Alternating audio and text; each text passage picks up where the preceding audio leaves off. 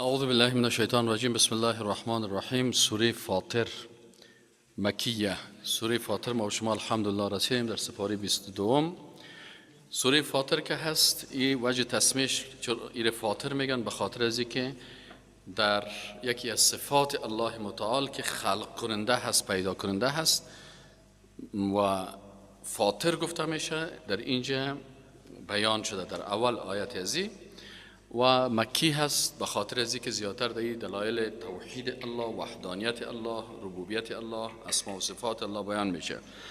در اول این سوره مبارکه الله متعال تخصیص حمد بیان میکنه در بسیاری از سوره ها که حمد که است یک عبادت است و توحید در حمدی است که انسان مسلمان باید حمد و ثنا و صفت الله را بگوید.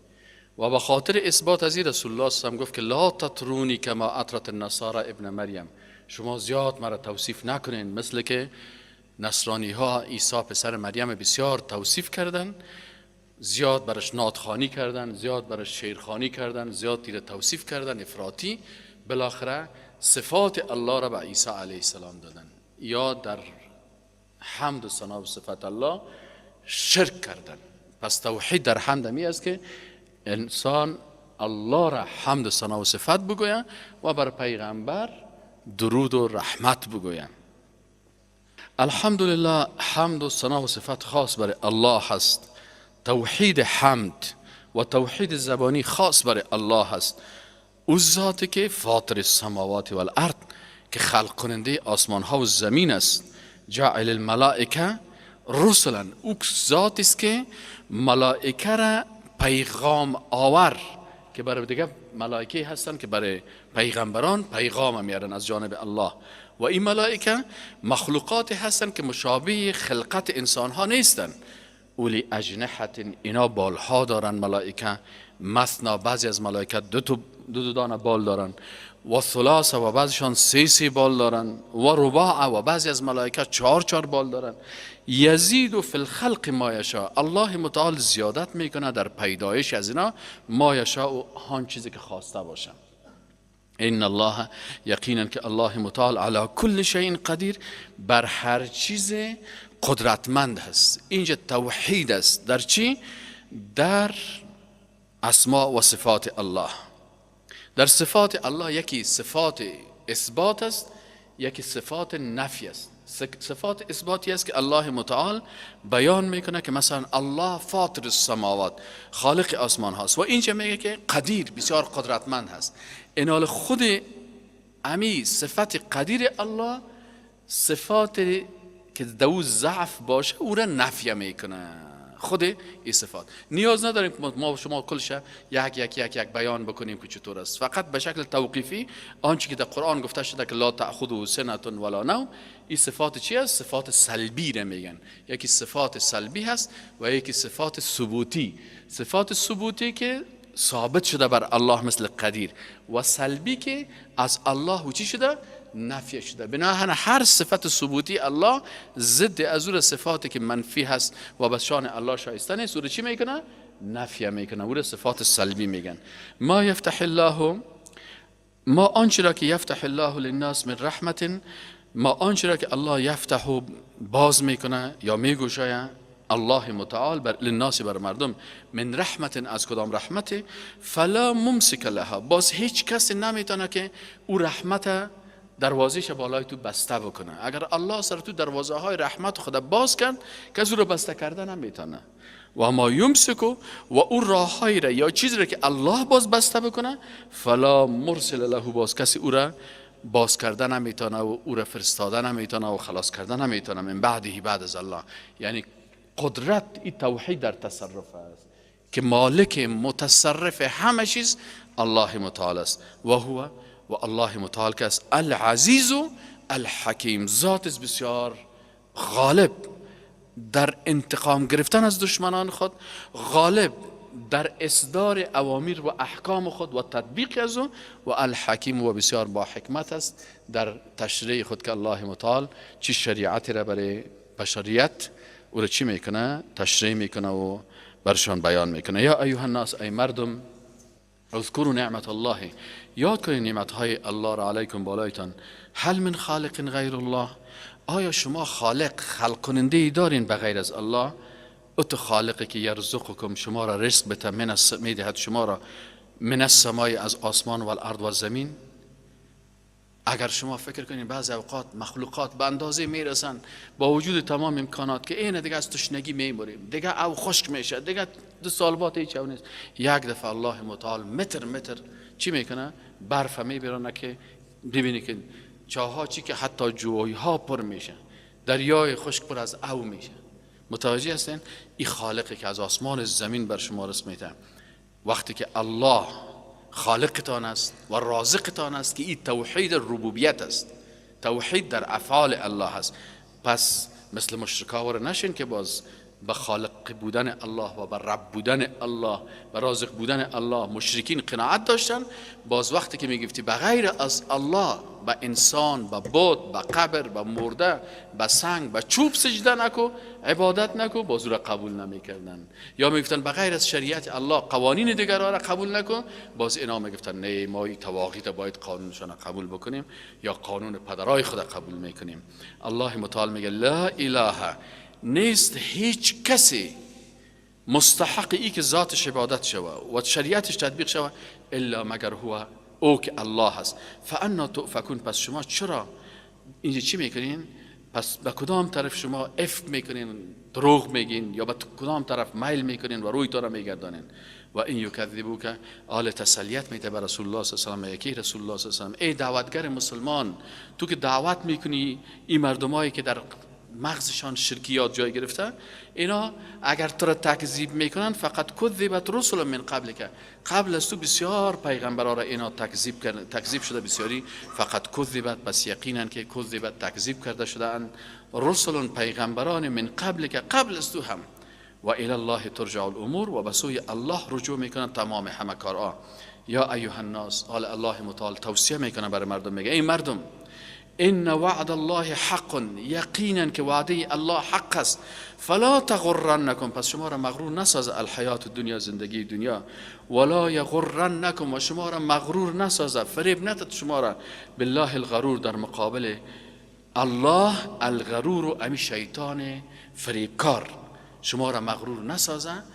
الغرور و شیطان فریبکار که شما در توحید الله، در وحدانیت الله، در ذات الله، در صفات الله شما را مشکوک بسازه. این الشیطان، ای مردم یقین داشته باشین که شیطان لکم عدو، دشمن شماست، فاتخذوه عدوا، این دشمنتان بگیرین.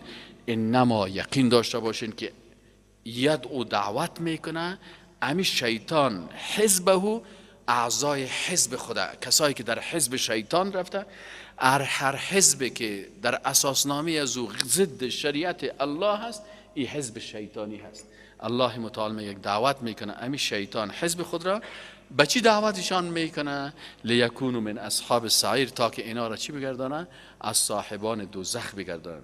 الذين كفروا، کسایی که کافر شدن، لهم برایشان عذاب شدید، عذاب بسیار سخت است. والذین، و کسانی که آمنوا ایمان آوردن و عملوا الصالحات، اعمال صالحه کردن، لهم مغفرة و اجر کبیر، بر از اینا هم مغفرت است و هم اجر پاداش کبیر بسیار بزرگ.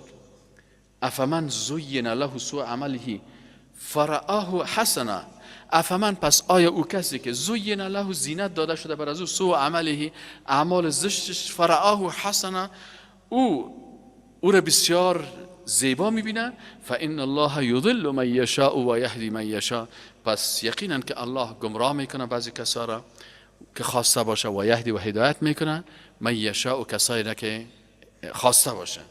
آل او کسی را که شیطان عمل از او را خراب ساخته و برای عمل زشت از او را زینت داده، آیا او با انسانه که الله متعال اعمال خوب نصیب کرده مساوی است؟ ابدا مساوی نیستن. فلا تذهب نفسک علیهم حسرات، پس ای رسول الله صلی الله علیه و سلم بر این کاری که اینا میکنن شما هیچ وقت حسرت و افسوس نخورین. چرا؟ ان الله علیم بما یصنعون، الله با آنچه که اونا میکنن بسیار عالم است. والله الذی، و الله او ذاتی است که ارسل الریاح، قدرت الله را برشان بیان میکنه که الله ذاتی است که این بادها را فرستاده، فتثیر سحابا، باز اینا حرکت میتن ابرها را، فسقناه الی بلد میت، باز الله متعال میگه ما را سوق میتیم، روان میکنیم به یک منطقه، برای یک شهری که میت از تشنگی مرده هست. فاحیینا به الارض، باز زنده میکنیم توسط امی آب الارض، از زمین را، بعد موتها، بعد از مرگش. کذالک النشور، اینمی قسم که مخلوقات دوباره، نباتات زنده میشن، زمین زنده میشه، پس نباتات از این میره، اینمی قسم نشور یا زنده شدن شما انسان ها هم پیش الله هست. من کان یرید العزت، اگر کسی یک کاری را میکنه به خاطر از که با عزت باشه، با شخصیت باشه، حرمت داشته باشه، فلله العزت جمیعا، تمام عزت به نزد الله هست. الله تو را عزت میده. الیه یصعد الکلم الطیب، به طرف الله بالا میرود سخنهای پاکیزه. والعمل الصالح، اینمی قسم اعمال صالحه هم به طرف الله بالا رفته میره. یرفعه، او را الله بالا میبره. والذین یمکرون السیئات، اما کسانی که تدبیر میکنن سیئات، زشتی ها را، لهم عذاب شدید، بر از اینا عذاب بسیار سخت است. و مکر اولئک هو یبور، و تدبیرای از این مردم ها، امی تدبیرها چی است؟ یبور و برباد می باشه، بی ارزش می باشه. والله خلقکم من تراب، الله ذات است که شما را خلق کرد از خاک، اصلتان از خاک است، از گل است.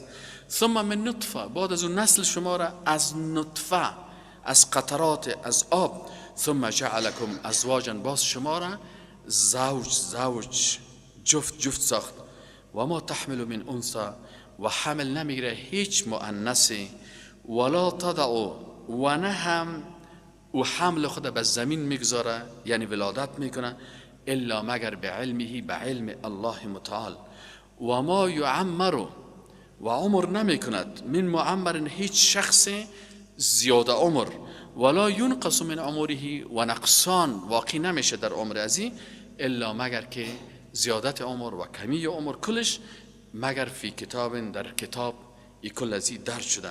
ان ذلك، یقینا که ای علی الله، بر الله متعال، یسیر، بسیار آسان است.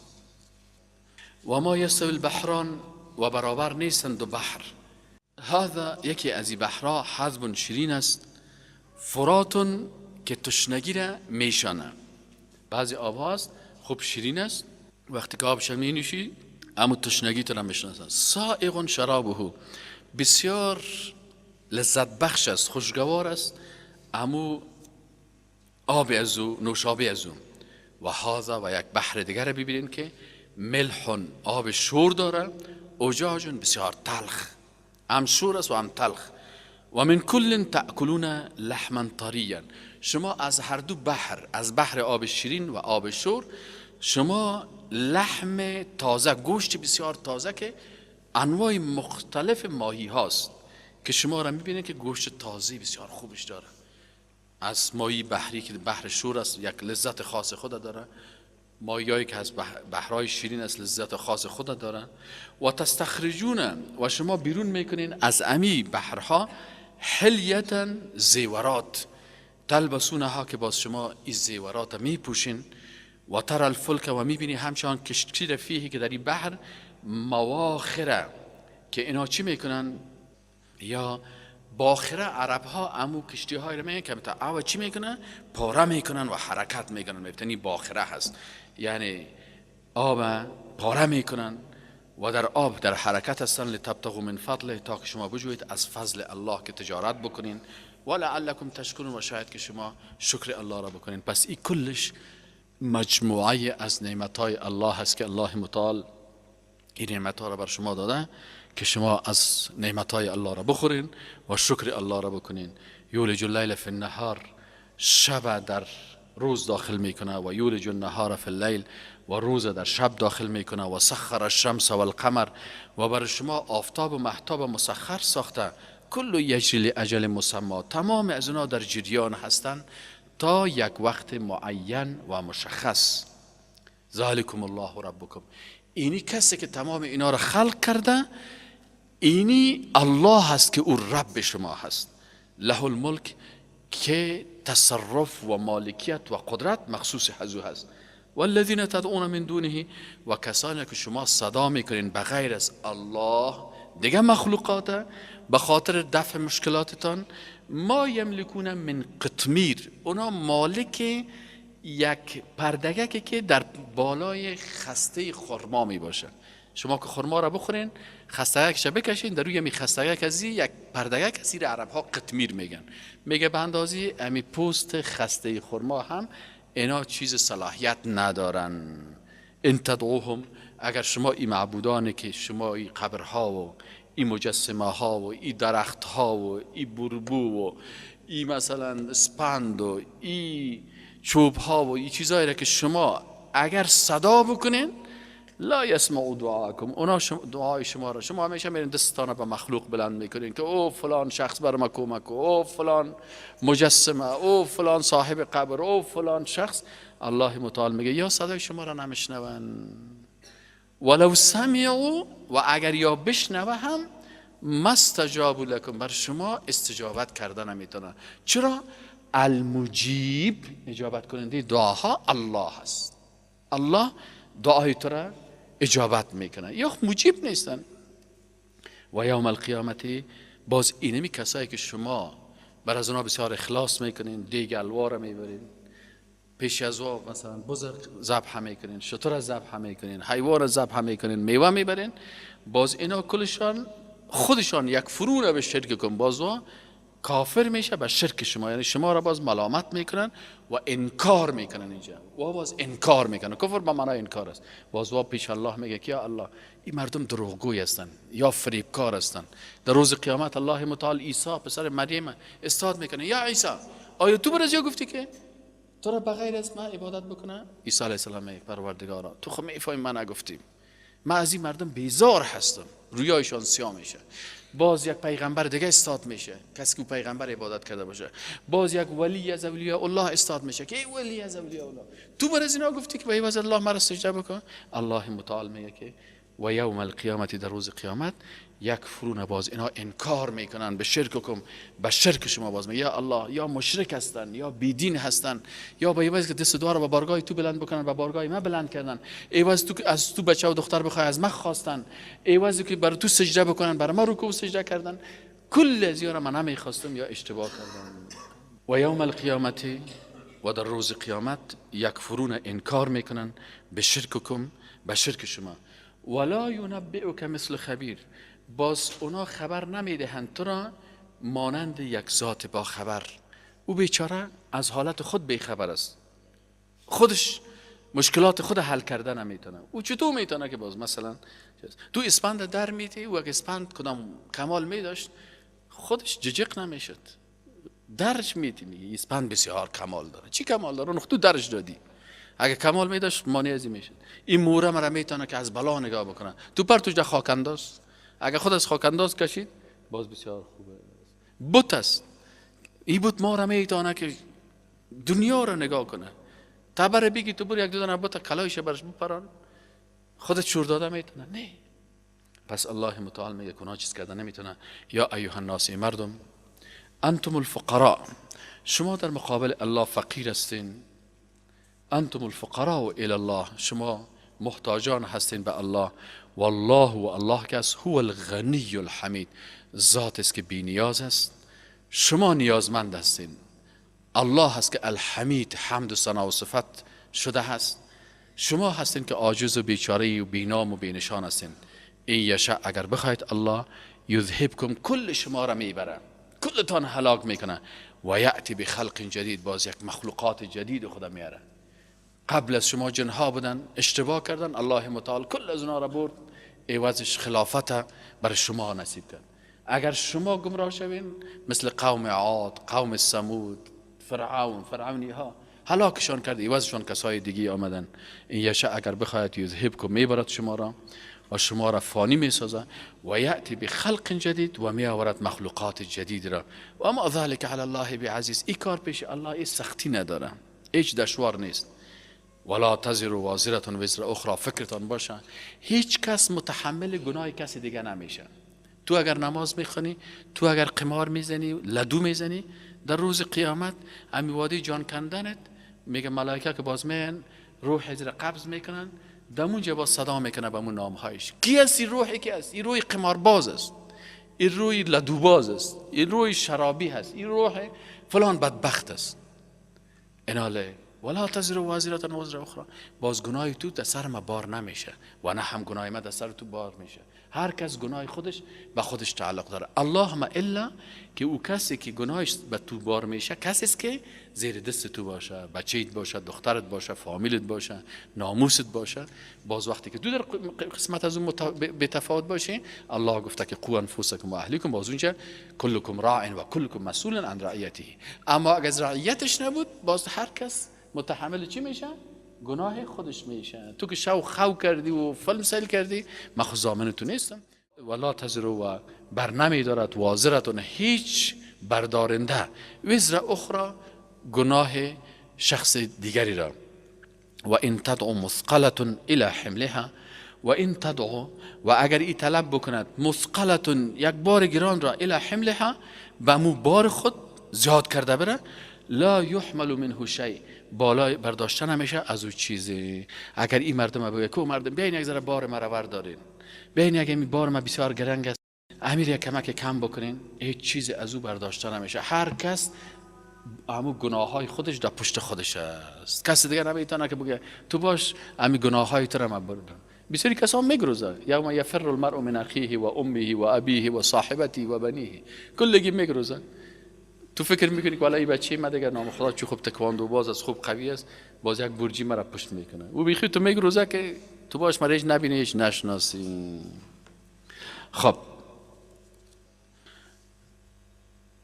ولو کان ذا قربا، ولو که اینمی شخص اقاربتان باشه. و این تدعو و اگر دعوت بکند مثقلة یک کسی که بالایش مثقلة الی حملها، یعنی یک کسی که بارش بسیار گرنگ است، او به بار خود مردم دعوت بکنه که بیا از این بارک گرنگ من یک چیزی را تو پشت کو، یک کمک سر ما بسیار است. یک نفر موتر رو دزدی کرده، کلان موتر در تخته پشتش بار است. یک کسی پیسه را دزدی کرده، برجای پیسه در پشتش بار است. یک کسی تایپ دزدی کرده، تایپ است، خطرناک است. یک کسی شتر را دزدی کرده، شتر تا سر شانه‌اش بار است. حال هر کسی که هر غلطی که کرده که در پشتش بار است، این دیگه بازیگرا رو صدا میکنه که اگر صدا بکنه که از این بار ما یک کمک کم بکن، لا یحمل منه شیء، هیچ چیز از او حمل نمیشه. ولو کان ذا قربا، ولو که کسی که صدا میکنی و بسیار از اقارب نزدیکت باشه، پدرت باشه، بیادرت باشه، خوارت باشه، خانمت باشه، دخترت باشه.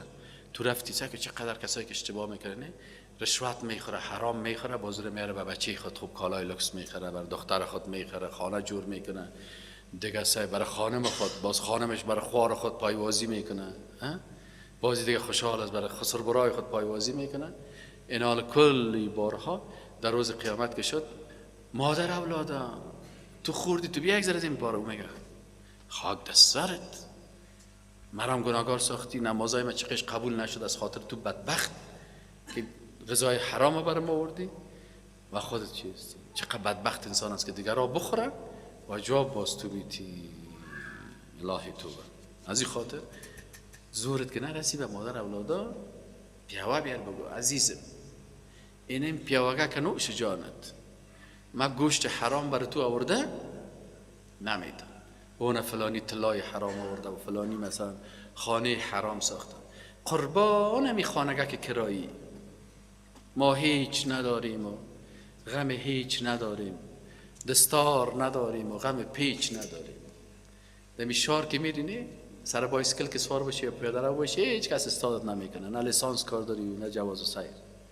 اما اگر موتر لکس داشتی باز کلگی بد میگه الان تو استاد کن، علی پلیتایت نشان بده، علی شیشای که چیزا را که دیش ماندی ایره از کجا کردی، طول بکس شسایی کن.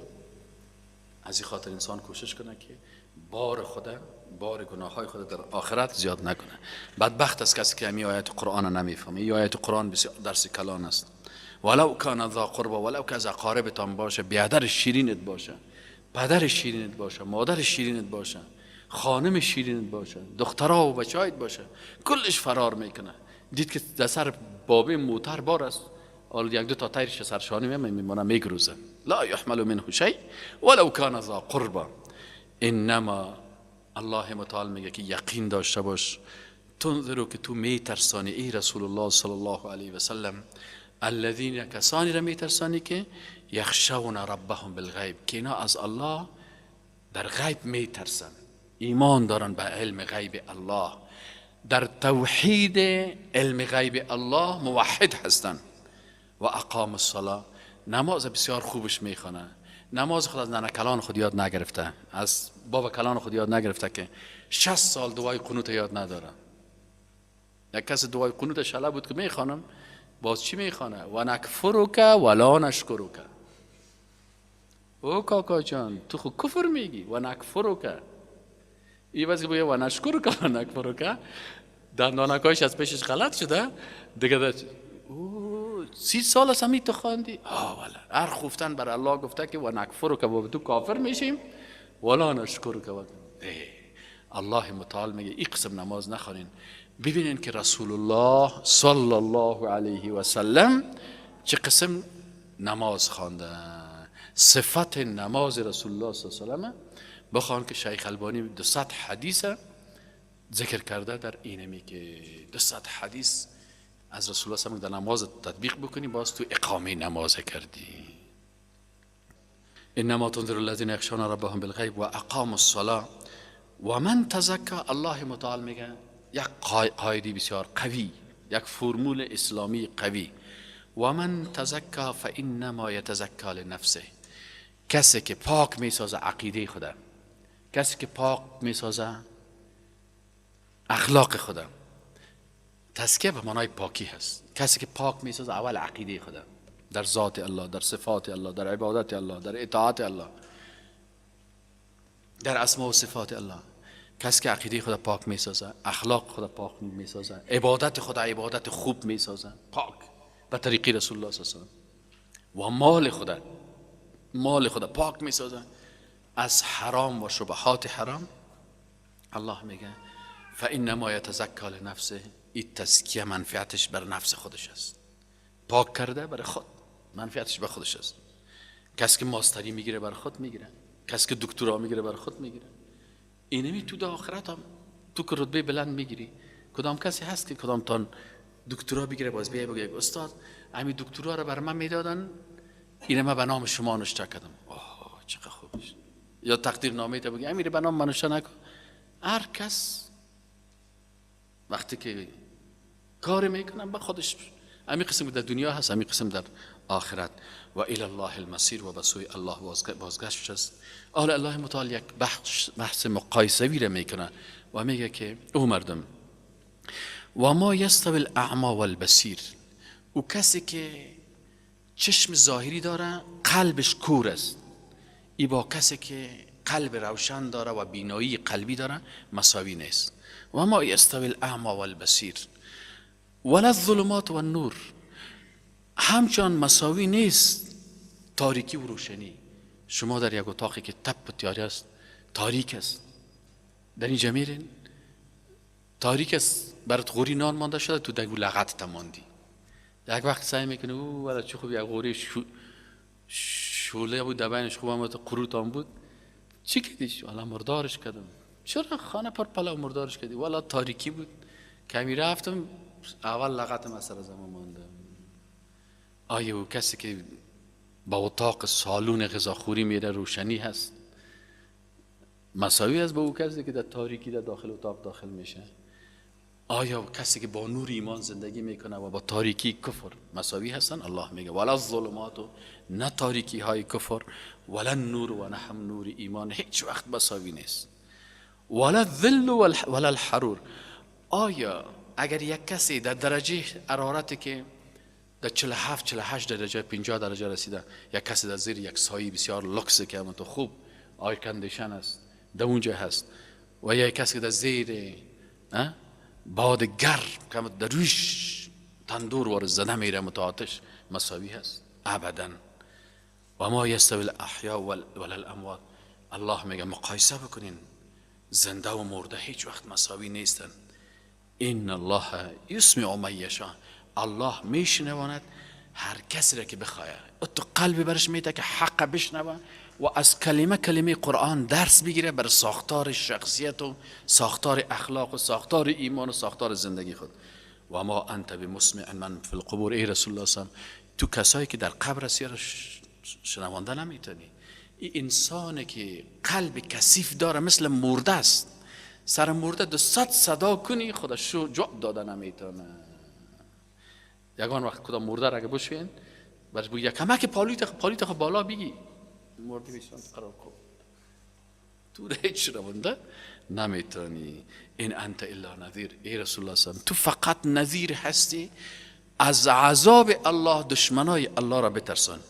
انا ارسلناک، یقینا که ما تو را فرستادیم. الله شهادت میده بر رسالت رسول الله صلی الله علیه و سلم.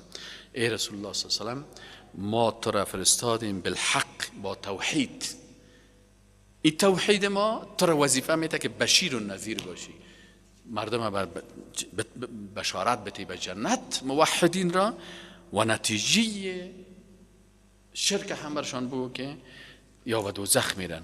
و این من امت الا خلا فیها نذیر، هیچ امت نبوده مگر الله به اساس رحمت خود بر از اونها یک ترساننده را روان کرده.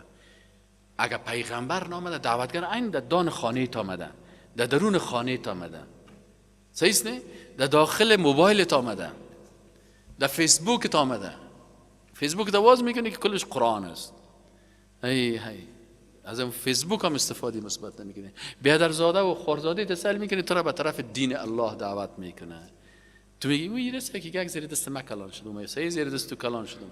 خود تو از این کلانی تاباله چند سپاری قرآن ترجمهش میفهمی. پس الله متعال میگه هیچ کس نیست مگر ما که برای تو چی روان کردیم؟ ترساننده ای. و خصوصا آل صدای قرآن در تمام خانه های دنیا هست. هر کسی که موبایل داره قرآن پیشش است، هر کسی که اینترنت داره قرآن پیشش است، به تمام زبان ها. یک سایت از به نام سلطان sultan.org در اونجا قرآن شریف به ترجمه فرانسوی، ترجمه انگلیسی، ترجمه اردو، ترجمه فارسی، ترجمه چینایی، ترجمه مالزیایی، ترجمه زبان ساحلی افریقایی، زبانهای مختلف ببینید ترجمه. سبحان الله که برای هیچ کس دلیل باقی نیست.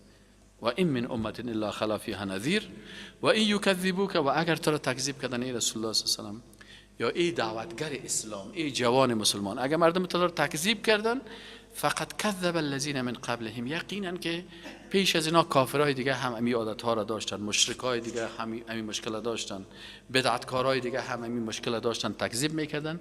جاءتهم آمد برشان رسولهم، پیغمبرایشان. جاءتهم وقتی که بی داخل شد در بینات باز این متعدی میشه. اینجا باز نمیگه که جاءتهم، میگی آورد برایشان. جاءتهم آورد برایشان رسولهم، پیغمبرانشان.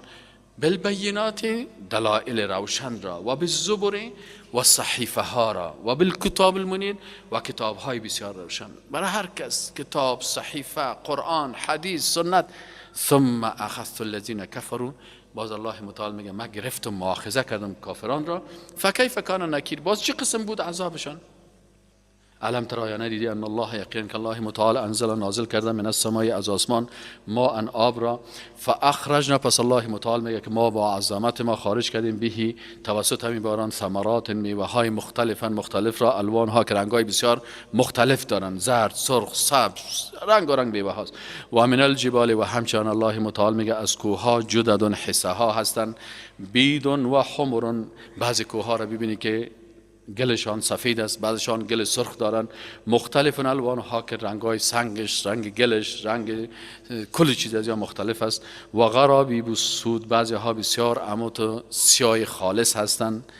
و من الناس و دواب، و من الناس، و بعضی از انسان ها، و دواب، و همچنان از حیوانات، و الانعام، و همچنان از چارپایان، مختلف الوانه، شما حیوانات هم ببینید که رنگ های مختلف دارن. کذالک، این چنین، انما یخشى الله من عباده العلماء، یقینا از الله که زیاد میترسن علما. کی عالم است؟ تو که هر آیت قرآن خوانده میری یک درجه علم تو بلند میشه. 1000 آیت داشت چی؟ 1000 درجه علمی داری. 6,000 آیت قرآن معنایش فهمیده، 6,000 درجه علمی داره. به اندازه 6,000 حدیث خواندی، 6,000 درجه علمی پیدا میکنی. پس اینی کسایی که آیات قرآن بیشتر میخوانن، احادیث رسول الله صلی الله علیه و بیشتر میفهمن، وابسته از الله بیشتر میترسن. و همچنین علمای ساینس و تکنولوژی هم بیشتر مسلمان میشن. اکثر علما را ببینید که در ساینس، در طب، در ریاضی، در کیمیا، در فیزیک، در علوم طبیعی، در علوم اجتماعی، در زبان شناسی، در یا تخصص قوی دارن، بالاخره اینا پی میبرن به قدرت الله. انما یخشى الله من عباده العلماء. ان الله یقینا که الله متعال عزیز بسیار غالب است، غفور مغفرت کننده است. ان الذين یقینا کسانی که یتلون تلاوت میکنند کتاب الله، کتاب الله را، و اقاموا الصلاه و اقامه میکنند نماز را، و انفقوا و نفقه میکنند مما رزقناهم از آنچه که برشان رزق دادیم، سرا و علانیه، هم به شکل سری و مخفی و هم علنی و آشکار، یرجون تجارتا، امیدوار یک تجارتی هستند که لن تبور، که هیچ وقت برباد نمیشه. بهترین تجارت با الله هست، با الله هست. با الله چی است که چه قسم تجارت میکنی؟ وقت تا به الله میدی، انرژی تا به الله میدی، مال تا به الله میدی، این سه ثروت در راه دین الله مصرف میکنی. این در حقیقت الله متعال در مقابل این سه ثروت تو برای تو ثروت های دیگه میده. بهترین تجارت با کی است؟ با الله است. الله میگه که اینا یرجون تجارتن، باز این مردم مردمای هوشیار هستن که تجارت میکنن که لن تبور، هرگز او برباد نمیشه و از بین نمیره. لیوفیهم اجورهم، تا که الله متعال به شکل کامل بدهد برشان پاداششان را، و یزیدهم من فضله، و زیاد بکند الله متعال از فضل خود. انه یقینا که الله متعال غفور بسیار بخشاینده هست، شکور بسیار قدردان. سبحان الله، الله شکور است، قدردان است به عقیده توحید تو. عقیده توحید تو را بسیار قدر میکنه، فهم قرآن تو را بسیار قدر میکنه، عمل نیک تو را بسیار قدر میکنه. والذی، و آنچه را که اوحینا وحی کردیم ما با عظمت و قدرت و جلال خود، الیک به سوی تو ای رسول الله صلی الله علیه و سلم، من الکتاب، از کتاب قرآن است و یا سنت است، هر چیزی که الله وحی کرده. و الله دو قسم وحی فرستاده، یک وحی جلی هست که قرآن است، یک وحی خفی هست که احادیث رسول الله صلی الله علیه و سلم است. این 14 قرن است که علما تکرار کرده میرن، قرآن و سنت. الله متعال میگه آنچه که ما وحی کردیم بر تو از کتاب، هو الحق، اینمی حق است، مصدقا، تصدیق کننده هست، لما بین یدیه، به آنچه که در مقابل دستانش است، یعنی تصدیق میکنه کتابهای قبلی را، زبور، تورات، انجیل، او کتابهایی که دست نخورده بودن اما او را که باز تحریف کردن، تحریفاتشان تصدیق نمیکنه. ان الله بعباده، یقینا که الله متعال به بنده هایش لخبیر، بسیار با خبر است، بصیر، بسیار بینا هست از حالشان.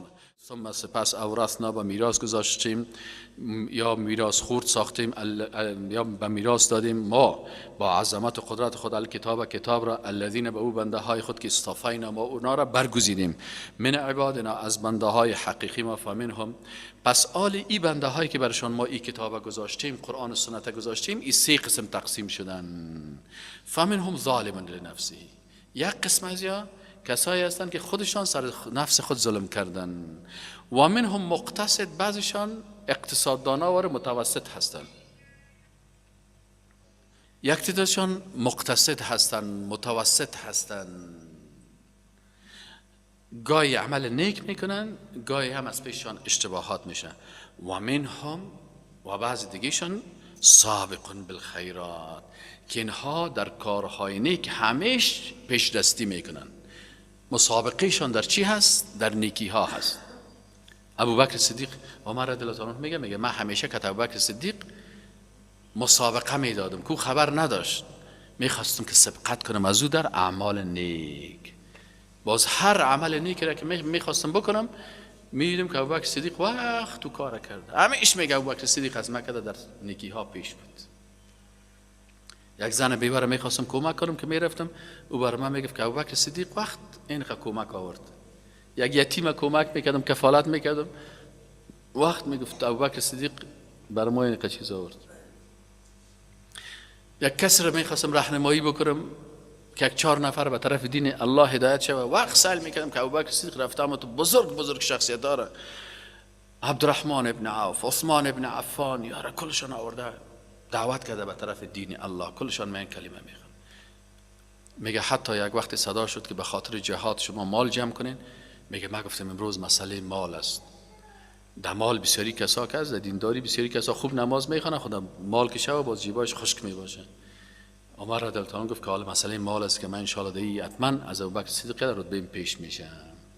میگه رفتم در خانه، امی کل مال خانه خدا نصف کردم. اگر 4 تا فرش داشتم 2 تایش ماندم، 2 تایش شکت خود گرفتم. اگر 4 تا مال داشتم 2 تایش ماندم، 2 تایش شکت خود نصف کردم. کل خانه خدا آوردم در میدان، منتظر بودم که ابوبکر صدیق بیاد، شاید یکی کمک چیز آورده باشه من دیگه امروز سبقت بکنم در این کار خیر. میگه یک وقت سال میکردم که ابوبکر صدیق چیزی که مال خانهش بود کلش آورده بود. ما اینه ایره چی میگن؟ و سابقون بالخیرات. این سبقت در نیکی ها در کدام خیرات؟ به اذن الله، در اون صدقاتی که الله اجازه داده. بعضی کسا از با سبقت میکنن در روز 2، روز 3، او خیرات نیست، نامش خیرات میمونه. او خیراتی که به اذن الله باشه، در شریعت الله ثابت باشه.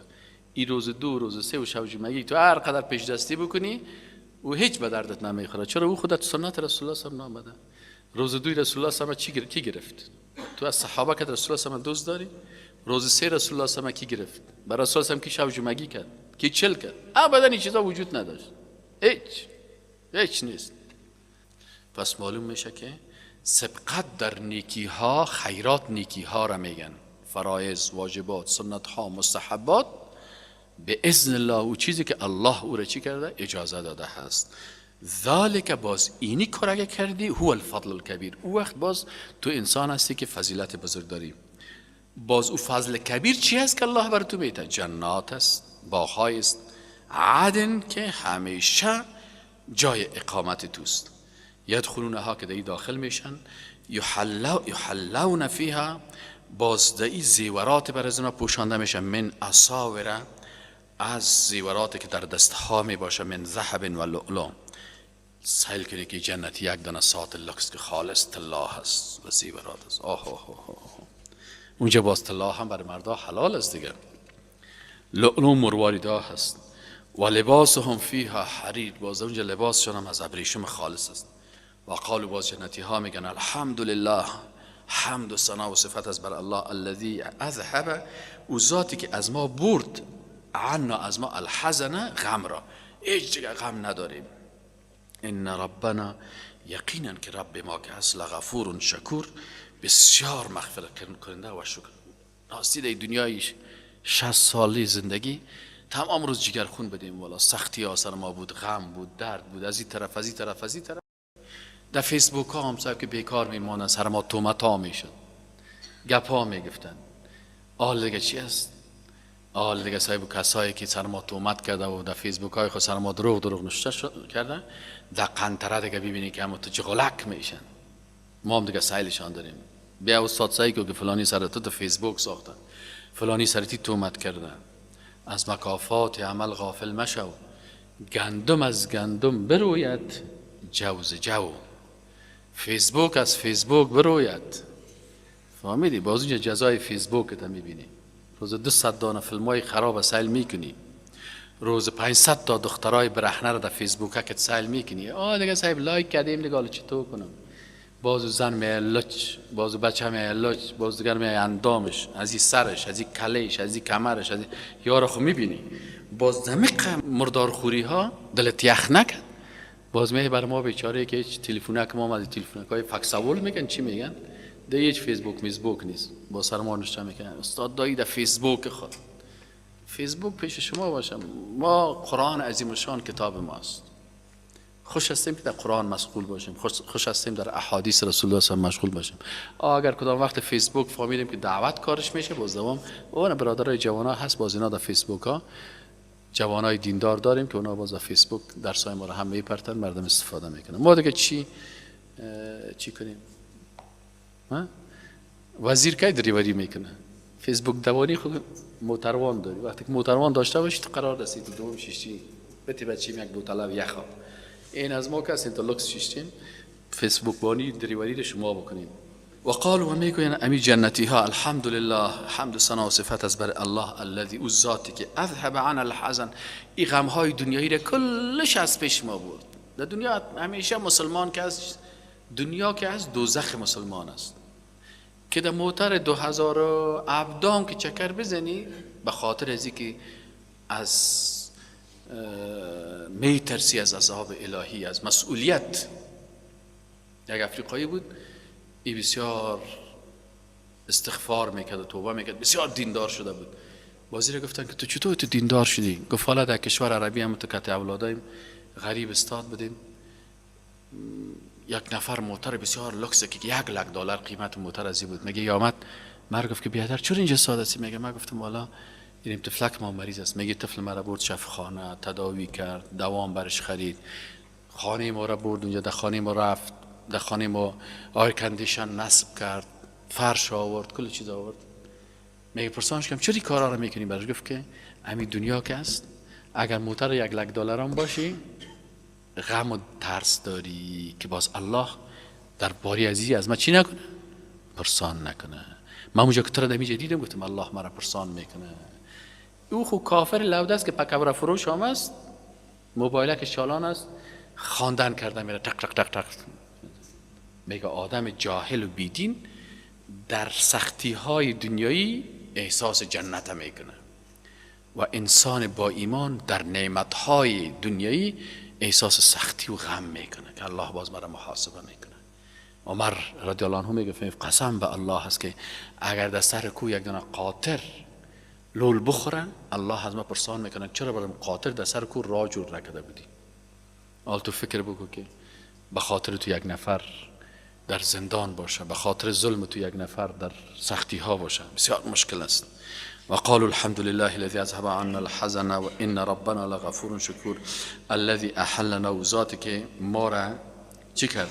داخل کرد در دار المقامتی، در جای مقام همیشگی، من فضلی از فضل رحمتش، لا یمسنا که نمیرسد به ما فیها در آن نصب کدام تکلیف، ولا یمسنا و نمیرسد بر ما فیها لغوب در او فیها در آن لغوب کدام ماندگی، والذین و کسانی که کفر و کافر شدن لهم برایشان است نار و جهنم آتش دوزخ، لا یقضا علیهم فیموتوا، باز فیصله نمیشه دیگه بر از اینا که اینا بمرن در دوزخ، باز مرگ نیست، ولا یخفف و تخفیف هم نمیشه عنهم از ایشان من عذابها از عذاب دوزخ، کذالک همچنین نجزی جزای پاداش میتیم کل، اینمی قسم الله میگه ما جزا میتیم کل کفور، هر انسان ناسپاس و ناشکر، و هم یستریخون فیها، ای دوزخی ها باز چیغ میزنن فیها در دوزخ، چی میگن؟ ربنا ای رب ما اخرجنا، ما را بیرون کن از اینمی آتش و دوزخ، نعمل صالحا، باز ما اعمال صالحه میکنیم، غیر الذی کنا نعمل، بغیر از اعمالی که ما میکردیم. الله متعال میگه اولم نعمرکم، آیا ما بر شما عمر نداده بودیم؟ ما یتذکر فیه من تذکر، او تو عمر برتان داده بودیم که کسانی که پند گرفتن، درس گرفتن، اونا پند گرفتن. و جاءکم النذیر، و بر شما آمده بود ترساننده، فذوقوا بترسین از عذاب، پس بچشین، فما للظالمین، پس نیست بر ظالمین من نصیر، هیچ نصرت کننده. ان الله یقین که الله عالم الغیب، عالم غیب السماوات والارض، الله متعال عالم غیب آسمان ها و زمین است، توحید علم غیب الله. انه علیم بذات الصدور، یقین که الله متعال بسیار با خبر است بذات الصدور، آنچه که در سینه های شما میگرده. هو الذی، ذاتی که جعلکم خلائف، شما را خلیفه یا قائم مقام گرداند فی الارض در زمین. فمن کفر، پس هر کسی که کافر میشه، فعلیه کفره، جزای کفرش به خودش میرسه. ولا یزید الکافرین کفرهم عند ربهم الا مقتا، ولا یزید، و زیاد نمیکنه الکافرین کافران را کفرهم کفرشان عند ربهم به نزد پروردگارشان الا مقتا، مگر غضب الله را بیشتر سرشان میکنه. ولا یزید الکافرین کفرهم الا خسارا، و زیاد نمیکنه بر کافران کفرشان الا خسارا. قل ارایتم، بگو که آیا شما دیدید شرکاءکم، شریکانتان را، الذین، کسان را که تدعون، شما صدا میکردین، پرستش میکردین، من دون الله، بغیر از الله، ارونی، به من نشان بدین، ماذا خلقوا من الارض، امی شریکا، امی بت‌هایتان، امی قبرهایتان، امی درختایی را عبادت میکنین، چی را خلق کردن از زمین؟ ام لهم شرک فی السماوات، یا کدام شریک هستند در خلقت آسمان ها؟ ام آتیناهم کتابا، یا برشان کدام کتاب دادیم؟ فهم علی بینة منه که اینا باز بسیار دلیل واضحی داشته باشه. بل این یعد الظالمون بعضهم بعضا الا غرورا، بلکه وعده نمیته ظالما بعضشان بعضی دیگرانشان مگر چی؟ غرور. بل از اینا فقط غرور میته. ان الله یقینا الله متعال یمسک السماوات والارض ان تزولا، حفظ میکنه آسمان ها و زمین که زائل شوند، از زوال اینا را حفظ میکنن. ولا ان زالتا، باز اگر آسمان و زمین زوال شوند، این امسکهما من احد من بعدی، هیچ کس نمیتونه که ایره چی کنه؟ نگه بداره بعد از الله. انه کان حلیما غفورا، یقینا که الله متعال بسیار ذات حلیم است و بسیار چی است؟ مغفرت کننده است. و اقسموا بالله جهد ایمانهم، یا قسم میاد کردن به الله که ما بسیار سخت قسم خوردن. جهد ایمانهم یعنی قسم های سخت. لئن جاءهم نذیر، که اگر برشان کدام پیغمبری بیاید ترساننده، لیکونن اهدی من احدی الامم، بازیا بسیار هدایت میشن از یک امت کده. فلما جاءهم، الله متعال میگه باز وقتی که برشان آمد نذیر، پیغمبر ترساننده، ما زادهم الا نفورا، این زیاد نکرد برشان، چون یا دروغ میگفتن، انوز یا نفرتشان بیشتر شد. استکبارا فی الارض، تکبر در زمین، بس خاطر چی که یا تکبر میکردن در زمین، و مکر السیء، و برنامه های زشت جور میکردن. ولا یحیق المکر السیء الا باهلی، هر کسی که برنامه غلط میسازه، ولا یحیق و احاطه نمیکنه یا نمیگیره امی کسایی که برنامه های غلط میسازن مگر اهل خودشه، برنامه زشت خودش. مثل که ما و شما میگیم چاکن خودش در چاه هست. فهل ینظرون، پس ایشان فهل ینظرون، پس آیا انتظار میکنن، یا ما ینتظرون چی را؟ الا سنت الاولین، مگر امور روش مردمای سابقه را. فلن تجد لسنت الله تبدیلا، اینا به سنت و روش و شریعت و حکم الله تبدیلی نیست. ظالم الله حتما جزا میته. ولن تجد لسنت الله تحویلا، و هرگز نمیافی به امو حکم و دستور الله تحویلا، یعنی تغییر. اولم یسیروا فی الارض، آیا نرفتن این مردم سیر نکردن در زمین، فینظروا، تا که خوب ببینن کیف کان عاقبت الذین من قبلهم، که عاقبت کسایی که قبل از اینا بود چی است. برین یک دفعه سیل کنین. یک روز من رفتم در قلابچکان، چند نفر کتم بود، گفتم تو بیا که بریم همین عاقبت ترکی رو سیل کنیم. رفتیم که همونجا قبرش است، جغل. حتی شاگرداش که کشته بودن، نه جنازهش کرده بودن، نه شسته بودن، نه کفن کرده بودن، اما تو کلولیش کرده بودن، دمیجا چخ کرده بوده. کسی به نام تلون باز قصه کرد، گفت که کشتیم باز اینم چخش کردیم دمیجا. باز گفت شبکی تخت سنگ میافت نمیشد، یک آیین کلان آوردن در سرش ماندن. الله متعال میگه که اولم یسیروا فی الارض، شما یک دفعه برین در زمین سیر کنین، ببینین که لنین چه شد، مارکس چه شد، انگلس چه شد، فرعون چه شد، شداد چه شد، سرنوشت ابو جهل چی شد، همین دشمنای الله. فینظروا کیف کان عاقبت الذین من قبلهم، که چه قسم بود عاقبت کسایی که قبل از اینا بودن. و کانوا اشد منهم قوه، و از یا که خطرناکتر بودن در قوت خود. لشکر عاد و ثمود و فرعون یاره که میدی یا بسیار چیز دارن. و ما کان الله لیعجزه من شیء، چنین نیست که هیچ چیزی نمیتونه که الله را عاجز بسازه. هیچ چیز فی السماوات، نه در آسمان ها، ولا فی الارض، انه کان علیما قدیرا، یقینا الله متعال بسیار علیم است، بسیار قدرتمند است. ولو یؤاخذ الله الناس بما کسبوا، اگر الله مؤاخذه بکنه مردم را به آنچه که اینا کسب کرده، ما ترک علی ظهرها من دابه، یک مخلوق هم در زمین نمیمانه. لکن الله متعال به اساس رحمت خود بر هر کس یک فرصت میته. ولکن یؤخرهم الی اجل مسمى، اما مدت یا زمان دقیقی را که تعیین کرده میته برشان فرصت. 6 سال حکومت بکو، 6 سال ظلم بکو، 6 سال قتل بکو، کل زیرا. فاذا جاء اجلهم، باز وقتی که وقتشان پوره شد، فان الله کان بعباده بصیر، باز الله متعال یقینا به بنده های خود بینا هست. باز اونجا عادل و ظالم از یک دیگر چی میکنه؟ جدا میکنه. سبحانك اللهم و بحمدک، اشهد ان لا اله